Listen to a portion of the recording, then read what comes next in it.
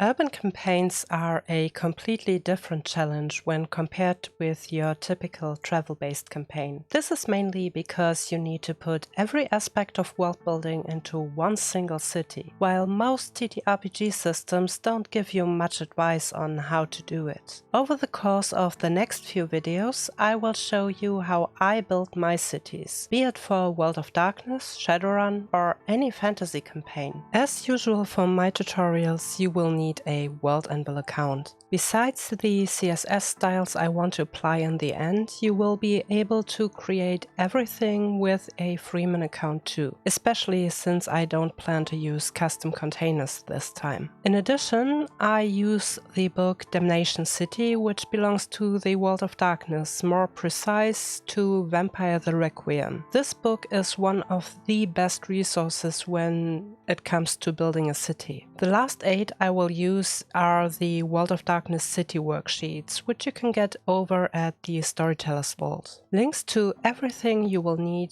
will be in the description, as usual. No matter which system you are using, the first question you should ask yourself is if you want to invent a completely new city or if you want to use a real city as a blueprint. Both styles do have their advantages and their disadvantages. Using a real city as a blueprint will take a lot of the work off your shoulders. You will be able to find a lot of maps and images which will give you a good impression about the city. The problem is that your players or readers will also be able to get these images and maps. They will look at them and bring their images and knowledge to the table. This can lead to discussions when you change something about the city in the world building process, and these changes interfere with the images and imaginations your players have in their heads. To put it in different and simpler words, using a real city can restrict your world building in all kinds of ways. If you are to use a fictional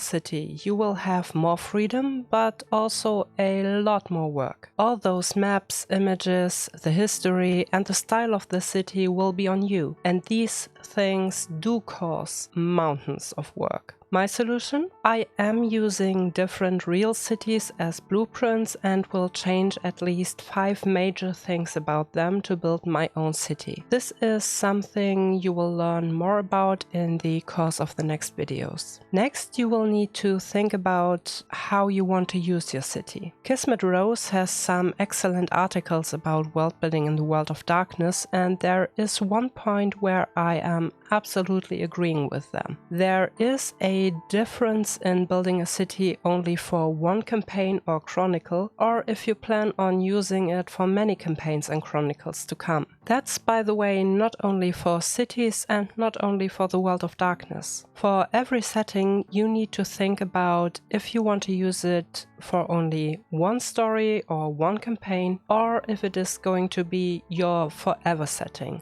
This will decide how many details you should put into your setting and which parts you can just hand wave away.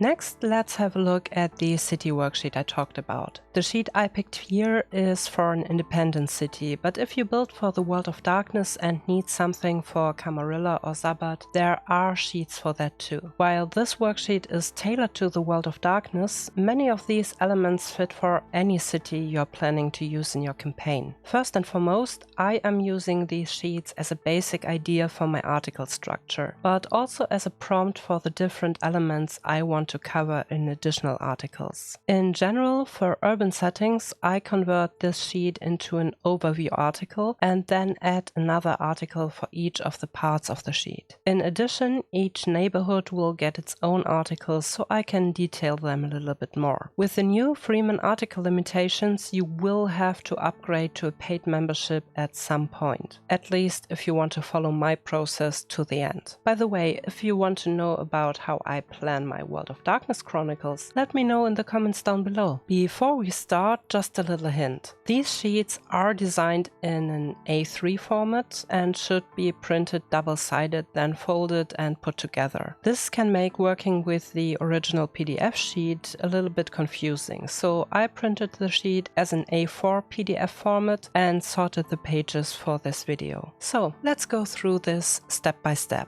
The first two, as well as the last 2 pages, are the cover of the sheet and can also be ignored for our course. Beginning with page 3, we see the city basics. I think at this point you can also see why this sheet is so great to plan your article structure. The headlines you can see in all caps here will be the sections of our final template. The next level of headlines, like urban mobility here, can serve as smaller sectioning headlines. Access routes, for example, will respectively be another level of headlines below that. The actual prompts will become exactly that, prompts. This first page of the sheet will cover the absolute foundations of your city. What's a city's name? How old is it? How many people are living there and to which species do they belong? What about the seasons in the city? What's the architecture like and how the economy? What's the mood in the city like? The second section is all about neighborhoods. Which neighborhoods are there and for which of them do you need to plan another article? The sheets also propose different types of neighborhoods, a division I will also build into the article. Another interesting part of the sheet is the tourism section. What makes this city interesting for travelers and tourists? The last section deals with transportation and infrastructure within the city. How do you go from one part of the city to the other? How do you reach the city? Is there any sort of public transportation? Which methods of public transportations are there? Which sections of the city are difficult to reach or need to become evacuated in case of natural disaster? On page 2, we are getting into the details. Here you will find the city history, but also prompts for events related to the supernatural. For a classic fantasy setting, I would note the events related to specific species but not influencing other communities in this section. For Vampire, the kindred politics is of interest, of course. This takes up the bottom of page 2 and the whole page 3. If you don't build a city for the world of darkness, you can easily adapt this to the political structure within your city. Which guilds and factions are there? Which alliances and animosities are there between them? The following pages will be more into detail when it comes to the structure of your city. Which are the most important public services? Which are the public